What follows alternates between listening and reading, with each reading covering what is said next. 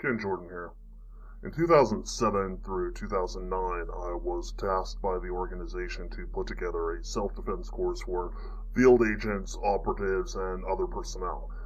I have a team working with me, and I obviously cannot tell you their names. You guys know who you were, and you did some great work.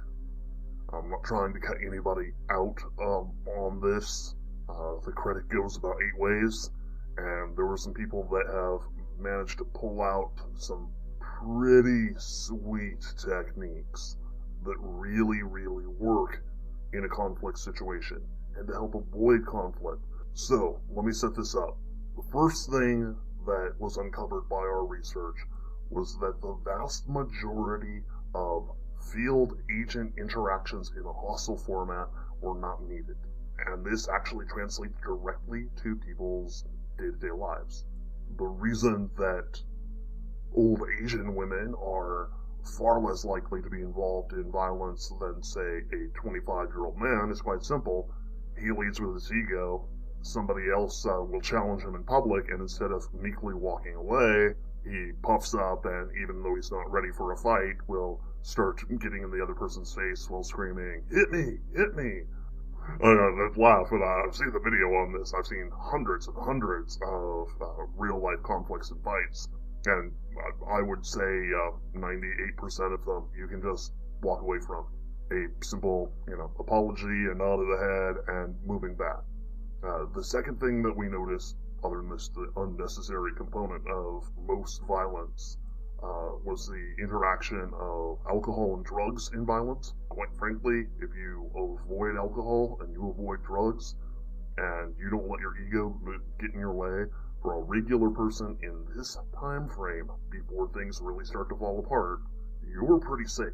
Today, tomorrow, unless you're being hunted by a secret government organization or some portion of that. I've had some things happen here, so yeah, I'm not really pleased by that because I'm still kind of trapped here. So yeah, I'll get into that later. Self-defense, though, for the most part, you can very safely not engage in violence. If you're a very wealthy person or a very attractive woman, you need to take a few more precautions. Make sure that your home is secured because, quite frankly, if somebody can easily break in or they can just come in your front door, then there's no reason, there's no reason not to. There's basic human civility. There are good reasons, and most people won't do that. But, yeah, if you store $5,000 in cash in your sock drawer and have diamonds in the icebox, then quite frankly you need to make sure you have a good alarm system, make sure that you work something out with a security company to come around relatively often, maybe get a dog to alert you if things are going on. There's some other more traditional steps like that. The biggest one, lock your doors. Lock your doors, lock your windows. I mean, every single summer in hot portions of the world, you hear about the woman who wakes up with some guy holding a knife to her throat, who then has his way with her because she had the window open or just a screen in the window that he just cut out and climbed through. Well, it's a lot harder to do with a closed and locked window. Use the tools as best you can while you have them. The best way to stop a carjacking, lock your car doors. You will find that in 90+% of carjackings, a person walks up, opens the door, and then presents a weapon. They don't even just point a gun at the window and order you out. If they did, then driving away would be the best technique in that case, provided you're not blocked in place. And there's always the provided this, provided that, but simply commonly locking your car doors when you're driving gives you some protection there. Actually gives you a lot of protection there. And remember, the more dangerous things get, the more you need to apply everything. Right now, nobody's going to carjack you today. That's not going to happen. You're not going to have a home invasion robbery tonight. That's not going to happen. In 6 months, in 10 months, in 5 years, possibly. And that gets into some other issues, but I'm not going to talk about that right now. I'm going to try and keep to our self-defense mechanism here. Well, we discovered for actual physical self-defense was that almost everybody has it wrong. Yes, there are punches, there are kicks, but almost every martial art in the world, including the good ones, Krav Maga, Brazilian Jiu-Jitsu, they are designed for one ego-driven, testosterone-fueled young man to fight another. This is how they were originally packaged, what they came up with. Yes, Krav Maga is like, well, it's self-defense against weapons as well. It's self-defense used by the military defense forces in Israel. This is, this is the hardcore stuff. I mean, they are pretty hardcore for a martial art that's designed clearly to put up your dukes and fight with another person. A little bit ruthlessly, but only a little bit. When you're looking at a self-defense situation, self-defense has nothing to do with fighting, and it certainly has nothing to do with polite fighting or street fighting. This idea, and I'm just have to come out with this because, again, lots of research, this idea that street fighting is in some fashion a no-rules combat is completely false. In the vast majority of street fights, you have basically MMA rules used constantly. There's no eye gouging, there's no strikes to the groin. In the main, people don't draw weapons. They might grab something as a weapon if they're losing badly enough, but that's rare. Now, what you do have that's different is that in a little over half of all street fights, you're going to end up seeing one of the people fighting engaging with multiple opponents, and in the vast majority of cases, that means the singleton there is going to lose.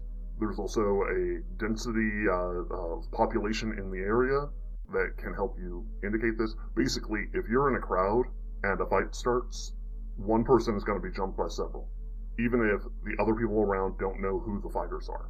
This is going to end up happening. If, on the other hand, you have two people alone, well, obviously two people alone, but let's say there's 8 people, but they're spread out with at least 10 feet between them standing around, and 10 to 15 feet between them and the combatants. Odds are nobody's going to get involved in that. Those people are going to get to fight there in the ground. It's a density of numbers of people. So avoiding places that have a lot of people at them just leaves you safer. And as we get into the weird shit that's coming, that we might be seeing very soon, even if it's just the beginning portion of this, I've got to tell you, avoiding crowds is going to become crucial. I've seen some things that, quite frankly, you can't beat in a fight. I've seen some things that professional fighters can't beat in a fight, that armed soldiers can't beat in a fight. And that's what we designed this system to get around. And that's what we designed it to face.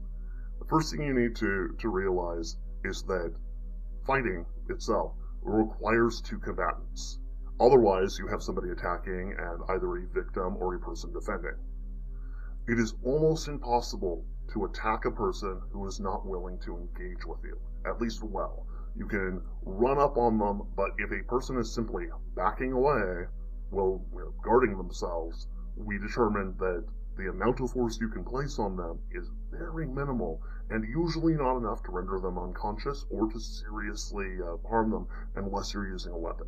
And obviously you don't chase somebody if you have a gun. Just shoot them. Sorry. It was an argument we had back in the day. So, the first thing you need to do is guard your head. In the Western world, the initial punch for almost everybody is a haymaker from the right hand. But it doesn't matter right or left. Doesn't even matter if they're going to kick. The first thing you need to do, if something looks like it's starting, is to take your hands, palms facing yourself, and put them up so that the bottom of your wrist, the bottom of your palm, is just about even with your eyes. And let your fingers relax and curl under. You don't have to make a fist. You can if you want. But a lot of people are afraid that might seem a little combative if you hold your hands up in a fist. But you're holding your hands up with the backs facing the other person as you back away. Now, when you back away, you're going to want to hunch down because you brought your hands up to guard. Your shoulders should be up, trying to touch your ears as you're looking up, hunched over. You tighten your stomach muscles. You're doing this for balance, plus to lower your profile, because oddly enough, as long as you've got the reach of your arms, you don't need to be standing upright. When you're standing just straight up and down, anything that hits you is going to have a greater chance of knocking you down. The closer you are to the ground, the wider your stance is, the more likely you are to both weather a blow and to be able to continue in the pattern that you're moving. And in this case, hopefully, as long as you're not trapped, you're going to be moving backwards. Now, what you need to do when you're stepping like this, so your hands are up high. It's going to be very high, but remember, you're not operating right now with the idea that you're going to try and deck somebody. You're not trying to save your energy. You're trying to move out of the area. When you step, pretend that you're holding a beach ball between your legs. Your feet should be wide apart. They should move close to the ground and smoothly while you're hunched over. The reason for this is because, especially in weapons attacks with knives, guns as well, if you're running away and you fall down, that person has an 80% chance of dying. And most of the rest of the time you're going to be severely harmed, seriously hurt, because people will run up on you, kick you in the head, if they're unarmed, stab you with a knife if they're armed with a knife, a screwdriver, even a pencil, or shoot you while you're down and relatively stable, making it easier for them to hit you. Most people can't shoot with beams, I'm just going to put that out there. Even trained shooters do not do well in real life situations. But everybody standing 5 feet away can hit a person who's fallen to the ground. So don't be that person. Also, don't go to the ground grappling with people in an uncertain situation. If they have friends, and remember, 25% of the time, if you're a likable person, they still have friends that are going to be jumping you. Half the time, maybe over half the time in real life, multiple people will be involved in this fight. Half of that time, it means that their buddies are coming for you. If you're alone, you may or may not get backup from the crowd around you. And especially when we were designing this for agents, we just had to assume that wasn't, anybody around was going to be with the other person, unless it was their own partner, or backup that they had called. And even then, you can't always rely on backup. Now, when you're moving, not going to the ground, and there are real reasons for that. I know the BJJ people out there are going to be, but it works so well. You get submissions and whatnot. It's like, it does not work if the other person is armed. If they pull a knife and they just start stabbing you with it, even awkwardly in ways that would not produce any power, which is the great ability of a knife, is that you can do things like awkward underhand blows. You can reach over your head and stab somebody in the heart, killing them as they're getting a nifty full body arm lock on your other hand or trying to choke you out. But basically, you can't win grappling against somebody who's simply killing you. Sometimes you can take a gun away. I will admit that one. Sometimes you can even take a knife away, but in the main, don't even bother trying with that using grappling skills on the ground. You are at the disadvantage. The thing is that you don't know if they've got a knife. You don't know if they have a gun. You don't know if they have 3 buddies who are about to jump out and kick you while you're tied up on the ground.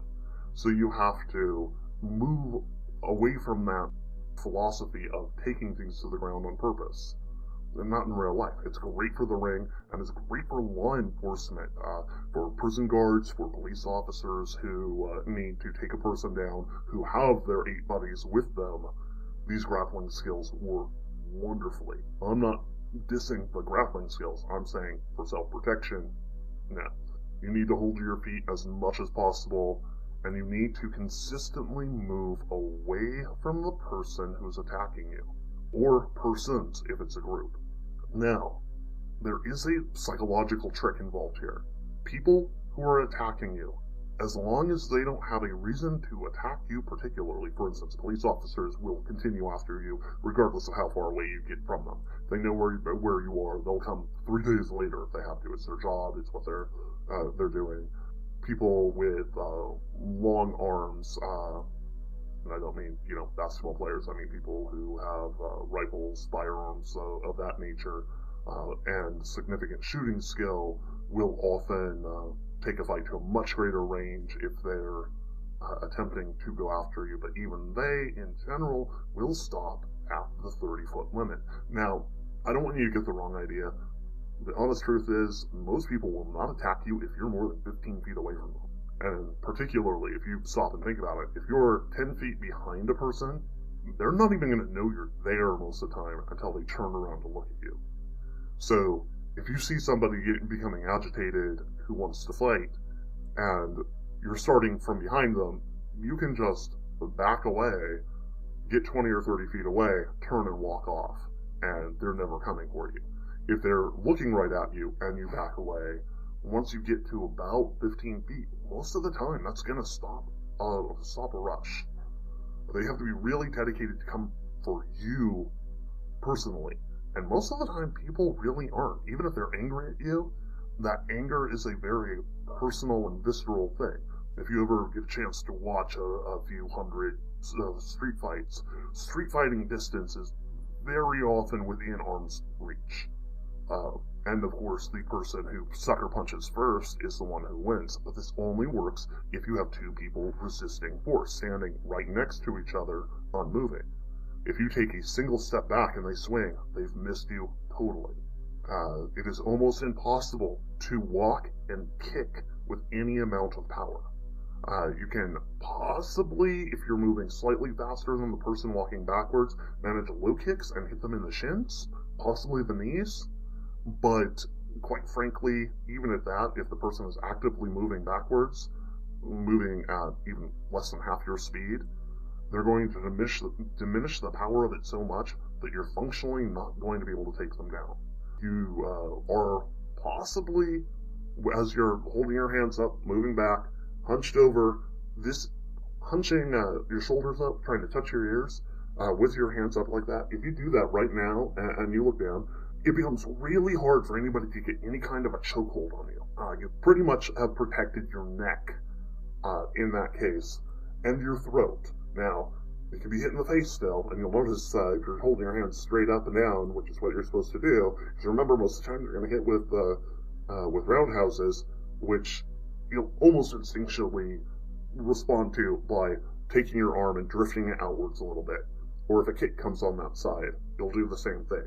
Now, a powerful enough kick could potentially blow through that arm and still hit you in the head, but remember, they can't kick you in the head if you're taking a step back. And if you're consistently just walking backwards and doing so with a stable body position, they are going to have real problems doing anything except for rushing you hard. Now, when they rush you hard, they are at a disadvantage. You're subtracting power that's coming towards you. By moving back, if they do hit you, and it's still possible, you could take a blow, you're diminishing the power of it because your own body weight is already drifting backwards. Normally, if you're standing there and you get hit, your inertia holds you in place, allowing the blow to have the deleterious effects of whatever is coming in. If, on the other hand, you're moving towards them, or in this case, they are moving towards you because you are trying to move away from them at your best speed that you can safely move backwards. I'm not talking about running backwards here. I'm talking about a medium speed walk, because you need stability more than you need speed. But them coming at you, the lightest tap towards their head can knock a person out easily, because all of their body weight and inertia is moving forward. All you have to do is keep their head from moving briefly. Now, we did decide in our version of Combat Alone this way that we needed to protect our agents' hands, so that hopefully they wouldn't break bones easily in a fight. And quite frankly, when you punch people with a fist, you do tend to do damage to your fist, making it harder to engage another person if you have to in short order. That is to be avoided, and it can be done even if you're hitting them with a broken hand. It just gets to be really hard to do after a very short time. And people who live on the fringe in, quite frankly, like agents, a lot of them sort of had some issues that way. They get into fights with 2 or 3 people, sometimes because of ego. That was the hardest part to get through to people. It's still the hardest part to get through to people. Quite frankly, you can move away. And teaching people to simply move away from the incoming force, it feels too passive to them. Even though, just doing that, guarding yourself, hunch over, put your hands up, and move backwards, even if you don't know how to fight, you are almost just off the bat, instantly, just by doing that, going to be the equal of a multi-degree black belt in a fight. And better, most of them won't pursue you, because they don't train to do that. They'll pursue you for a few steps, and then they'll stop and wonder what's going on. Even if they're angry, they'll wonder what's going on. Most street fighters will just let you back out of things. Even people who are trying to rob you will often not try to rush you, because once they realize that they're not cowing you, they'll very often just turn and walk or run off, because their goal was not to get into a fight, their goal was not to get into a struggle, it's to get your wallet. It's to do something along those lines. Sometimes this psychology works with the strange and bizarre, because very often there's a human mechanism involved, but there's still a human mechanism. Sometimes there's not, but the strategy itself still stays the same, and that was the other factor that we had to put in. You're going to deal with every fight in the same way. Once you identify that there is a threat, you put your hands up, curl in slightly, hunch your shoulders, protect your neck, protect your face, hunch over, and you're going to start backing out of the situation. Now, you might have to move sideways, in one direction or the other, or in an arc. You might have to get to a door. You might not be able to get to a door, and in which case, you still want to float backwards a little bit as the attack is coming in, because it really does diminish the impact and increases the damage that you can do to the other person. You're going to, with your hands high, hit with open palm strikes to either the forehead, the nose, or the chin, or, and this is the preferred move for an opening, you're going to hit with slightly splayed fingers towards the eyes. Boom, boom, while keeping your other hand up high. And each time, when you're done punching, you don't drop your hands. You never drop your hands. They always stay high. Now, you might say, oh, but your middle is open. Okay, first of all, watching several hundred fights, only about 3 or 4 people were hit in the middle and taken down, or even significantly slowed down. And those all were people going up against professional fighters. It is possible to kick a person hard enough in the middle to drop them or significantly stun them. So if you're fighting a Muay Thai master or a MMA fighter, what you need to do when you have your hands up in order to do that is to move backwards, which you're already doing. See how this works. That area of your body will not innately protect it because your hands are high. I mean, you are working to protect your head and neck and upper torso. Is going to protect, just moving back is going to protect you from a lot. But you have to move significantly faster than you are to add force or to concentrate that force. I'll get into that in a little bit, because there is one thing that you might have to do that's different. But that doesn't come in until people are bringing out the weapons. Now, much like kicks, it's almost impossible to throw a person who's simply moving away from you. All throws require a person to either be standing or moving towards you, and occasionally, I think there are 2 or 3 that if the person is moving directly side to side, if you can get on the far side of that force, so let's say they're moving towards your right, if you can step around so that your left foot is on the left side of their body, remember they're facing you, so in their direction of movement, you can then throw them or trip them fairly easily. But it still requires that force to be moving in a direction that you can control, and there's only, well, technically there's probably about 130 degrees of angle where you can't really control that unless you can rush past them. But that's moving backwards functionally. If they're just stepping back and they're consistently doing it, you can try and rush in, but the only thing that's really going to work that way is a football-style tackle. We're not even talking a true double leg tackle here. We're talking about somebody just rushing up, committing bodily, leaping at you and taking you down.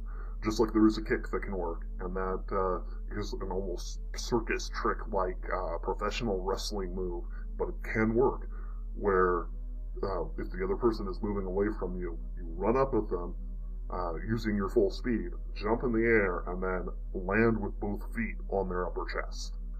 This is an incredibly dangerous move, and how you would guard against this is about the way you're going to anyway, because your hands are already up.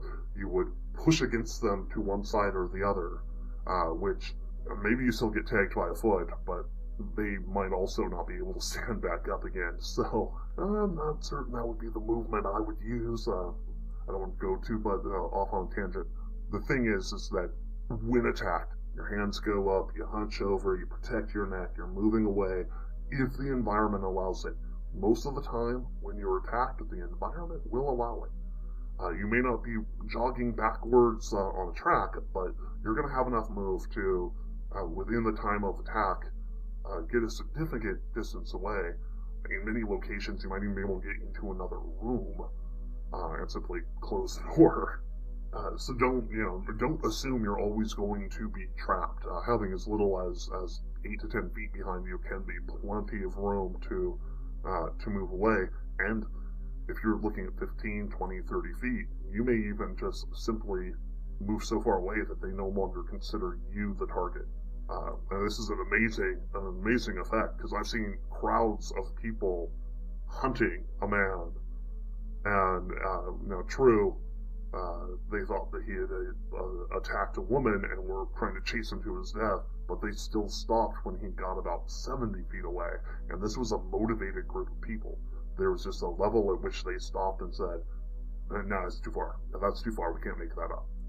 We didn't get to interview them. That would have been great. I just saw the video of it, and I've seen several videos of that.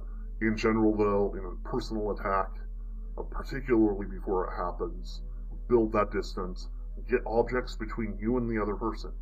If they're 10 feet away and you can put a table or a desk or something between you, yes, they could just run and jump over that table or desk.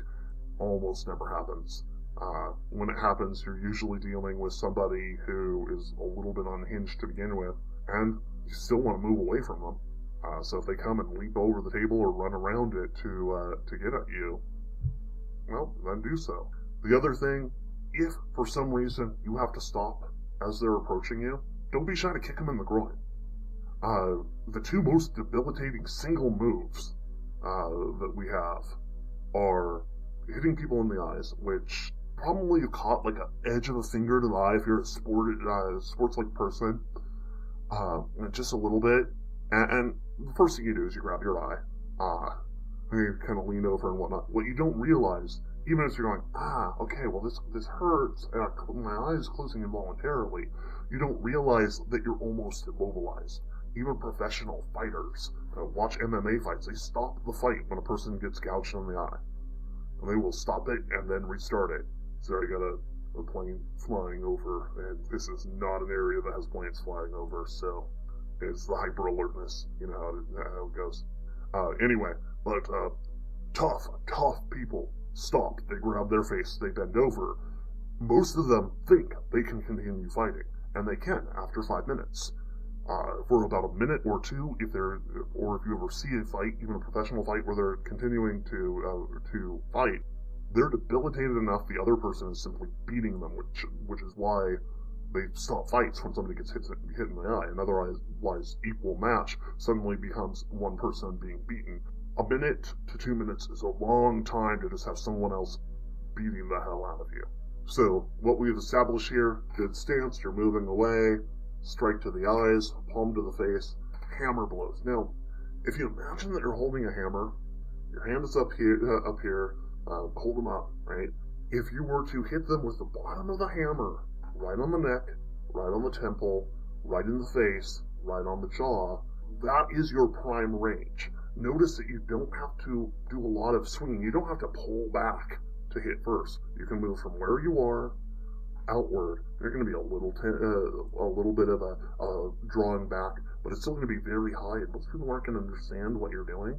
Try and always keep at least one hand up to guard, and in general, try and make it your left hand, because most people are right-handed. 90% of people are right-handed. This doesn't mean they only punch with their right hands, but it does mean that their lead punches tend to be with their right hand. So if you're holding that up to guard, you've got something already in the way, so you're not counting on being faster than them, you're not counting on having better reflexes, or even knowing how to fight better.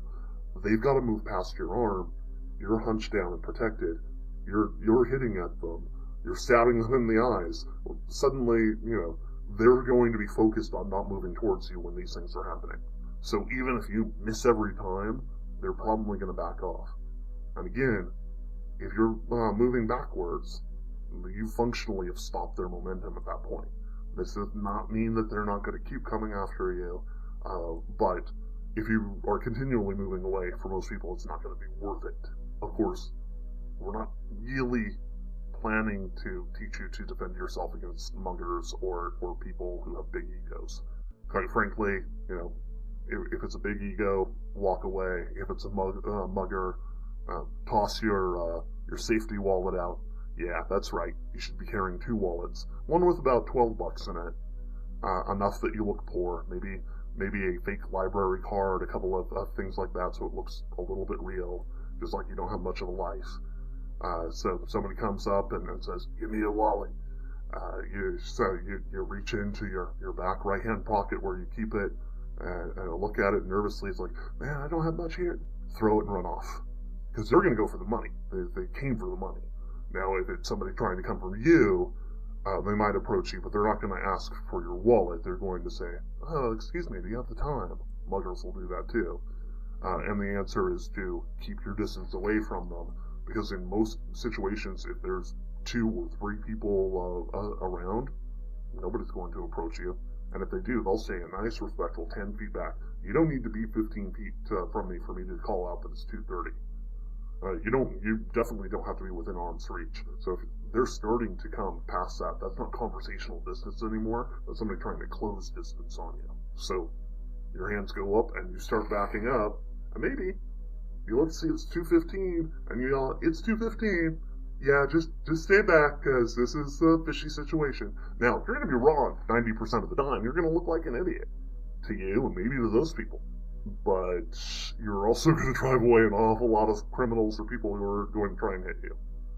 People, wanting to do a one-punch knockout thing, they're not going to do it from 10-15 feet away. They'll leave.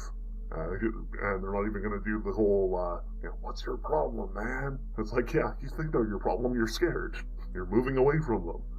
You're doing what you can to build distance and to put objects between you and them to slow down any kind of a rush, which it's a psychological barrier that's important. So, really, functionally, you're not fighting until they push you into doing something like that. And I started with the debilitating strikes, didn't I? Okay, the 2 most debilitating strikes we have, actually, if we're going to count from top to bottom, it is hitting somebody in the eyes, and it's knocking them out. It's a blow to the head with sufficient force that they lose consciousness. Well, the 3rd most debilitating one, at least for men, is a solid kick to the boys. A solid kick to the groin will very often get a person to stop and focus only on that. And nobody blocks it, because in real-life street fights, those no-rules fights you've been hearing about with the tough guys on the street, they do not gouge eyes, and they do not kick each other in the groin. And it is so uncommon for those things to happen that in our entirety of hundreds of researched videos on it, of real fights, there was 0 gouging or strikes to the eye that had a debilitating effect, even accidentally. And there were 2 strikes to the groin, one of which was accidental and ended the fight. The other one was on purpose with an obviously trained person who kicked the other person in the groin and then knocked them out in short order as they bent over and were unable to do anything else. Don't fight to prove that you're a big, manly man. This isn't, especially if you're a petite woman. You probably actually already have that one down. Your life has taught you that. These techniques still work for you because as you're moving away from the threat, their force is going to become your force. So if you have to hit them in the eyes, you can just put your hand out in a rapid motion, or flick from where you are, because if you hold your hands back up, they relax. If you just extended that straight out, you can flick your fingers into their eyes. Nobody expects that move. That is not a move that anybody is ready for. And if they're moving towards you, they're constantly going to be closing that distance. And since you don't have to put a lot of force into it, you can hit fairly hard from anywhere from where your hand is to their face. You'll see a lot of people in real-life fights that have great punches, and they're totally missing the other person because the other person temporarily moves backwards. Well, if you can do this consistently and you practice doing it consistently, you're going to be ahead of the game. So this is, 6 moves? In 6 moves, you can pretty much beat almost anyone. I'm going to add one more here, and it's really the same thing. If somebody is diving for your legs or trying to tackle you, you're going to take a hand, you're going to put it on their face, and you're going to push off their face, leveraging things so that your fingers, which should be on their eyes, put force on their eyes. Yeah, it's another eye poke. And then you keep moving backwards. You're going to stop them at that point, and if you don't, hey, then, grab a hold of their head with both hands. As they're trying to unbalance you, dig out those eyes. They're going to have to respond to that. Okay, I'm going to end this, call it part 1, and I will do part 2 because we still have not addressed weapons, but I want you to just quickly review here with me. You see something going on, first thing you do is you get out of there.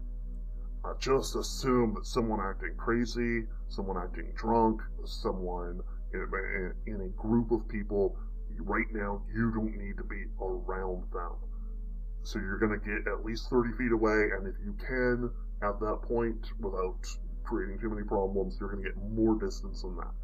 Putting a physical object like a building or several cars between you and the crowd of people is a great idea.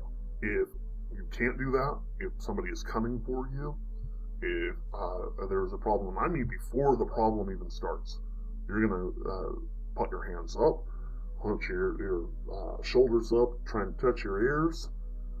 You're going to bend your head down to protect your neck. Tighten your stomach muscles so you're hunched over, and then waddle away like you've got a beach ball between your legs or something stuffed in your behind with your legs splayed, so that if you get hit while you're taking a step, you have more time to respond and get a foot in place to prop you up. And then you're going to back out of there. If they come for you, and they are coming towards you, trying to hit you, trying to actually do anything, stab you or shoot you, and honestly, again, if they're going to shoot you, they're going to stand back and shoot you, and you're still best off moving away. By the way, I'll get into that in the next bit here. But you're going to move away. You're going to make any strikes you have to do that become available. You're going to aim for their eyes. This doesn't mean you can't move it up. You can't hit them with a palm to the middle of the face. Hit them in the head with a hammer fist.